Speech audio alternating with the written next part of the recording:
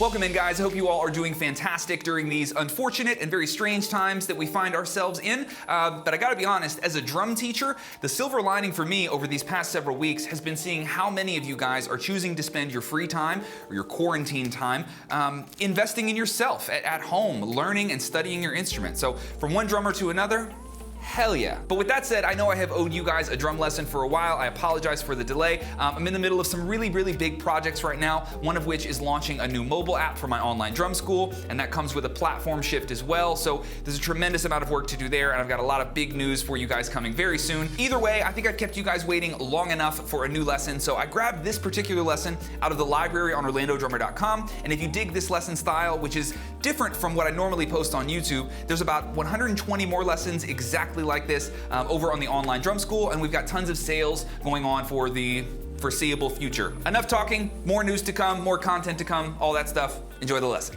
Welcome in, guys. Adam here, the Orlando Drummer, and thank you all for tuning in to another single lesson. Today's lesson, we are learning a pretty cool triplet lick. This is a weird one, guys. It follows a pretty common phrasing method that I've taught on the site many times, which is the 9-9-6 sort of a phrasing template, right? And we'll get into what those numbers mean if you haven't already learned that here on OrlandoDrummer.com. What makes this tough is just the pattern that we're using. We're using a really challenging pattern that's using double strokes inside of triplets, not the most common thing in the world to do. So before we get any further, let's put this on the screen. We'll play it up to speed, then we'll slow this guy down and see what's going on.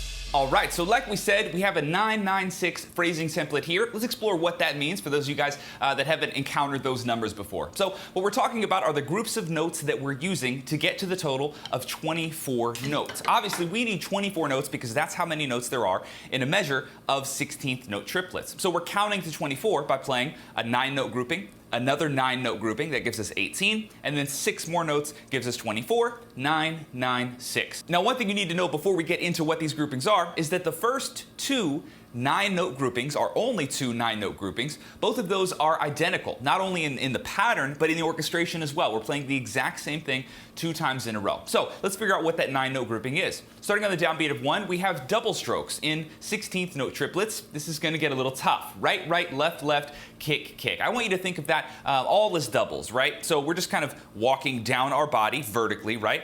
Right, right on the hi-hat. Left, left on the snare, kick, kick, down on the bass drum, obviously. So that's all of beat 1. Phrased as triplets, you might want to just hear that first. Right, right, left, left, kick, kick as triplet, triplet.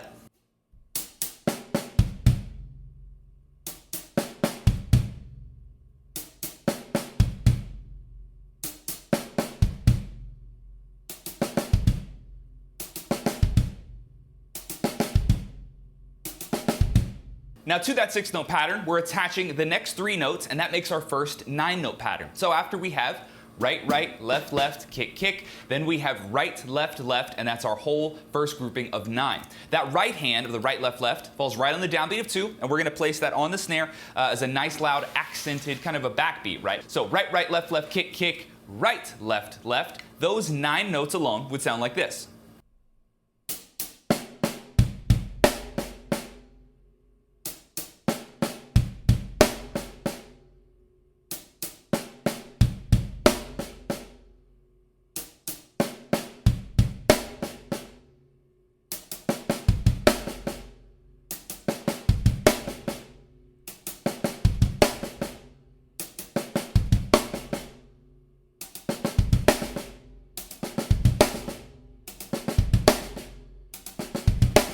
Now the next grouping of 9 notes begins right after this. You can see those next 2 hi-hats that happen sort of in the middle of beat 2. And if you follow that pattern, even though it's in a different position, right, it's starting on a different note, and all these other notes are falling in different places in time, it is technically the exact same pattern with the same orchestration. So one way that we can get used to connecting these 2 patterns is just to play this 9-note pattern in a loop of its own. So think of it as just a 9-note loop that's going to repeat over and over and over. And as you internalize that sound, it's a little bit easier to plug it into this specific measure and sort of escape the fill, or at the very least, just connect these patterns together without getting hung up at that transition. So let's just play a 9-note pattern, the same one you can see here 2 times in a row. We're just going to loop that. So you can think of this as a 9-note loop or as an 18-note loop, whatever works for you. Let's loop our pattern. Here it is.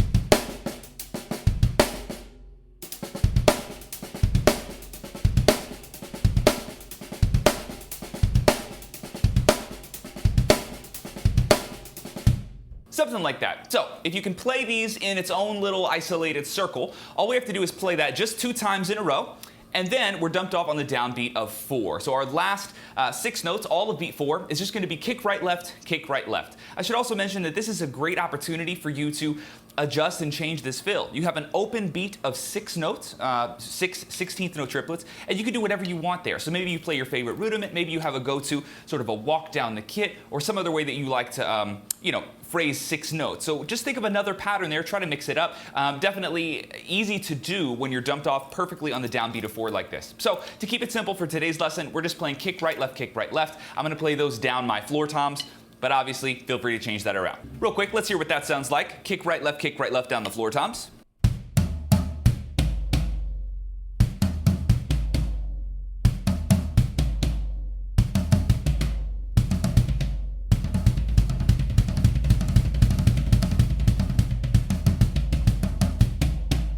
So we're going to play this at 3 different speeds. The first one, as always, will be painfully slow as I can get away with, just so you guys can hear the actual mechanical pattern, though it may not sound super musical at that speed. Then we'll go to a good practice tempo medium range, and then we'll crank this thing up just for fun.